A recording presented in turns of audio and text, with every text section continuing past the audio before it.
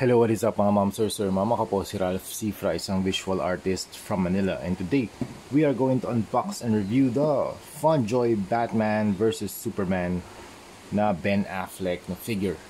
Thank you very much Sir Errol Justin Baste of Laruanan. If you want to buy this Batman action figure, go to Laruanan Facebook page or Shopee page. For ang Batman figure na to ay PHP 1,250 only. Yeah, 1,250 only. So let's start with the box.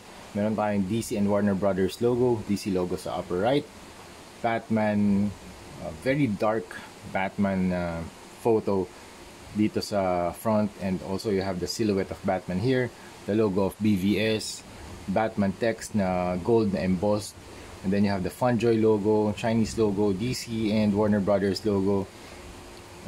And then you have the seal. Where's the seal? Ito yung seal. Ito yung seal. Ibig sabihin, ang Funjoy ay authentic, original yan, and hindi siya bootleg, hindi siya fake, hindi siya KO, hindi siya third party. Okay, first party to mga ma'am sir. Okay, sa likod naman, you have the accessories, display options A and B.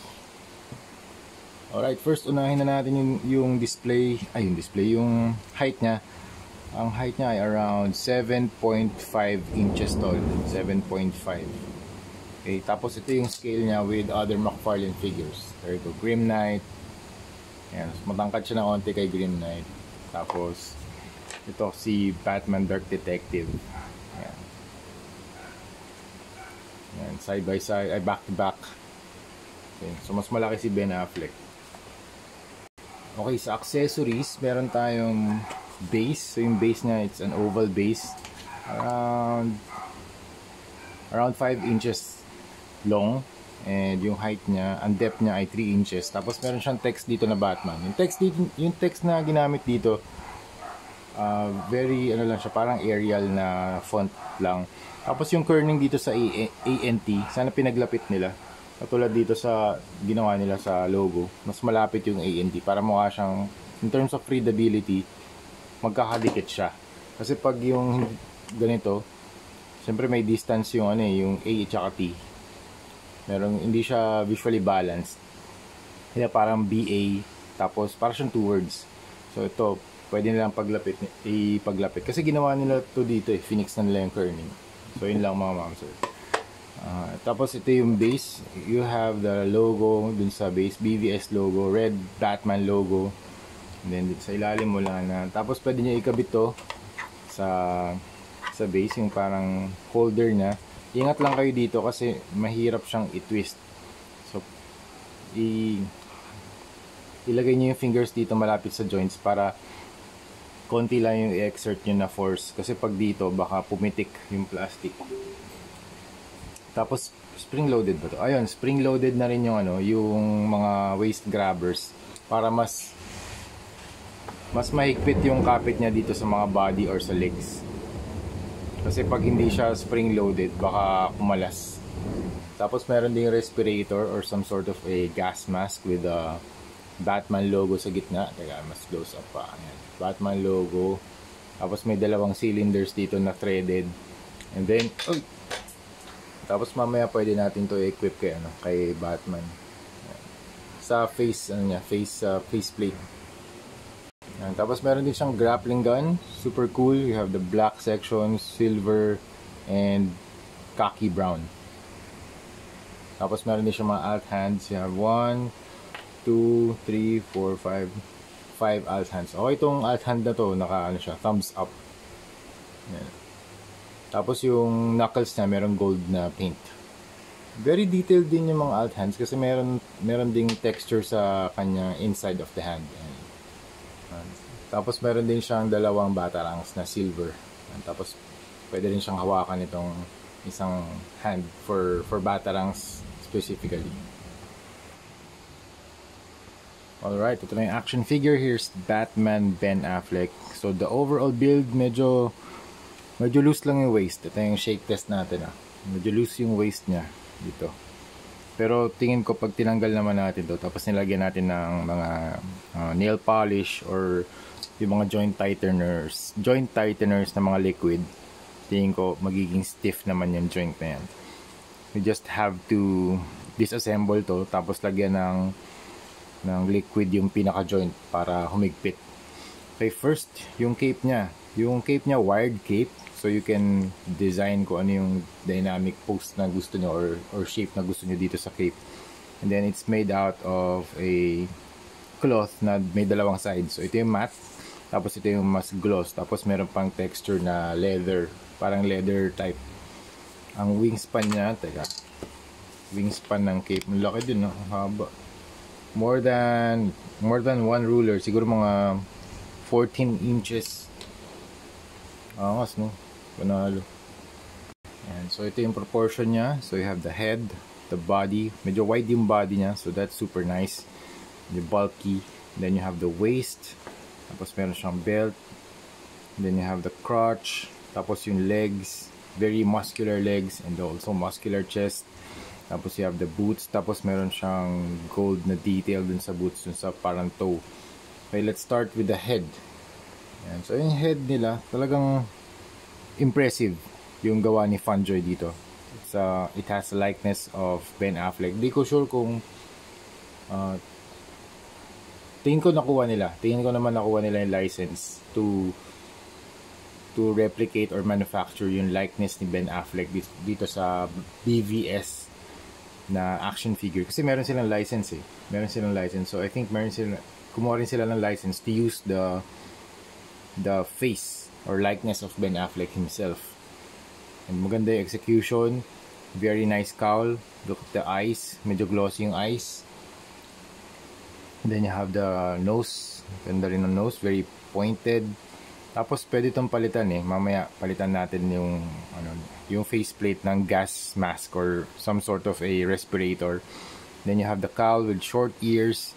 Tapos itong part na to natatanggal din para pwede nyong replace yung cape kung gusto niyo gumawa ng custom cape. Yan, ito mismo hanggang sa back of the shoulder. Yan, dito. Then you have the chest logo. Yan, logo of Batman. Very large. Gusto ko yan, oversized. And then meron siyang texture. Yung texture ng kanyang suit, iba't iba yung directional lines. So dito sa part na to, kuha ko ng pointer. So dito sa part na to, diagonal. Dito naman, going to the diagonal din. Dito, going to the different direction. Ito, diagonal pababa, across, or upward. Pa V. Pa letter V yung pattern nito. Tapos ito, perpendicular or vertical. Tapos ito, diagonal din. Tapos ito, horizontal. Iba't iba yung direction ng kanyang suit pattern.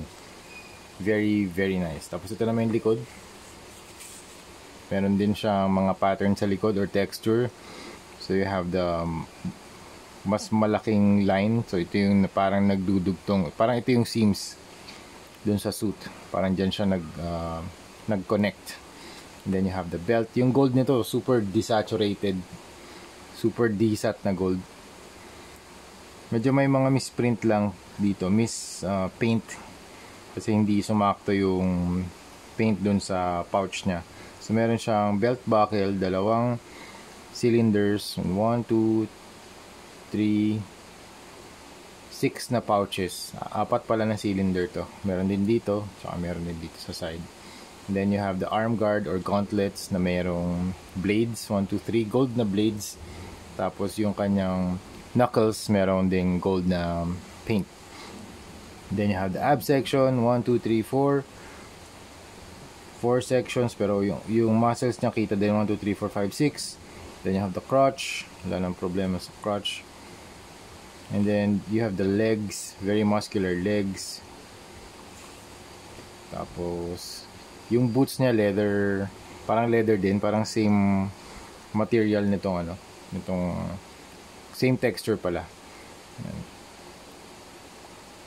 Tapos dun sa toe part, meron din siyang gold na detail or paint. Tapos sa ilalim, meron ding mga grip dun sa sole ng boots. Overall, this is a very, very nice Batman Ben Affleck figure from Funjoy. So articulation, up, that far, up, down. Sana mas nakakayuko pa siya, no? 360, left and right, tilt. Okay. Tapos ito natatanggal din to. Ito. Tapos yun nga, wired cape siya. Arms can move. 360. May butterfly joint kaya to. Wala. Walang butterfly joints. Bicep cut. So you can rotate. Double jointed na elbow. Ball joint na kamay. Waist. Can move. Uy, yun. Pwede natin to lagyan ng ano. Bali. Pwede natin to lagyan ng nail polish. Yan.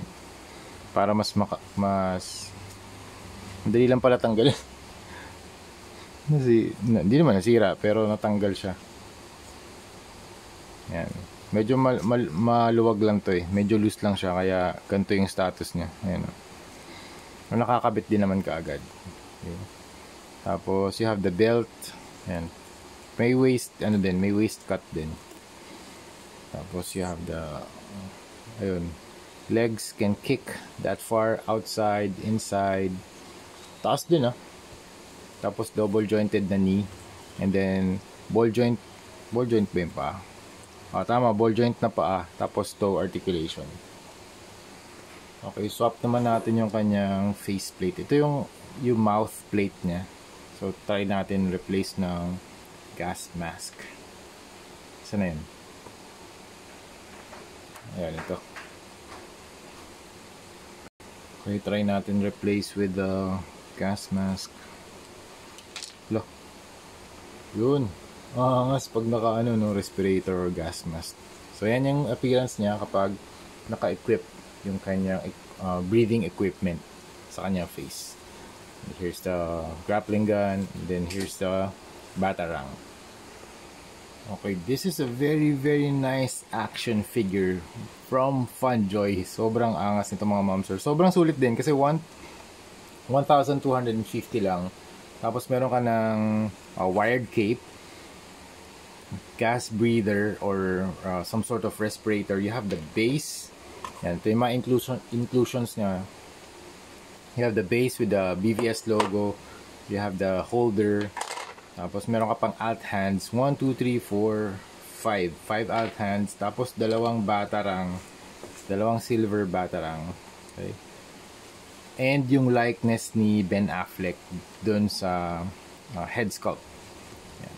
And also, yung version 2 nga pala na upcoming. Hindi ko sure kung sana merong i-release si Laruanan. So, stay tuned tayo dyan sa mga announcements. Yung version 2 niya, merong unmasked head sculpt si Ben Affleck mismo. So, I think yun, syempre mas nakita na ako ng mga photos and videos. I think mas nakuha talaga nila yung likeness ni Ben Affleck. You have the hair, the facial reactions, facial muscles, the stubble. Yan, kuwang-kuha nila. Kaya tuwan-tuwa ako dun sa FunJoy as a company. So, please make more of these mga DC action figures. Super nice. So that's it mga momsir. Thank you very much for watching and see you sa next video. Bye bye.